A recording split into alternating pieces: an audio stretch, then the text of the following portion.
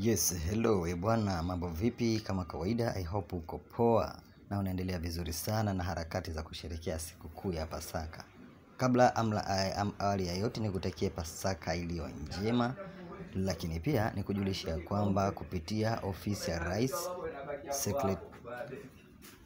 Secretariat ya ajira katika utumishi wa umma wamerahisisha mambo kweli kweli. Yani ni furaha juu ya furaha. Zamani ilikuwa ukitaka kupata barua ili ya kuitwa kazini, basi ilikubidi uende moja kwa moja mpaka Dodoma kisha upate barua yako.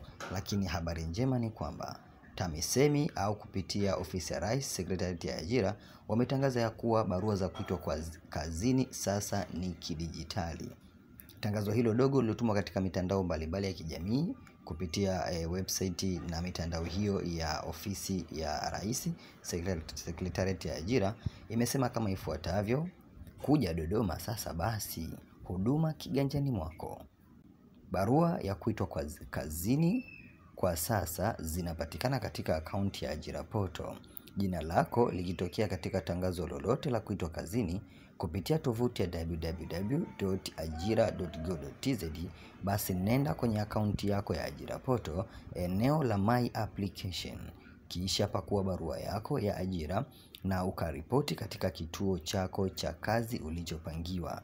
Nakala za barua za mwajiri pia zinapatikana katika akaunti zao za Ajira Portal. Kwa hiyo maisha yamerahisishwa.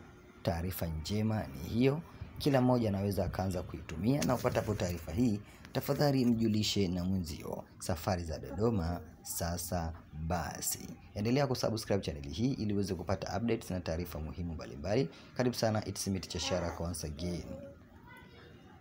Usisahau kunifollow kupitia mitandao yangu ya kijamii kuanzia Facebook, Instagram na mjini YouTube kwa majina hayo hayo ya Teacher Sharak. Karibu sana.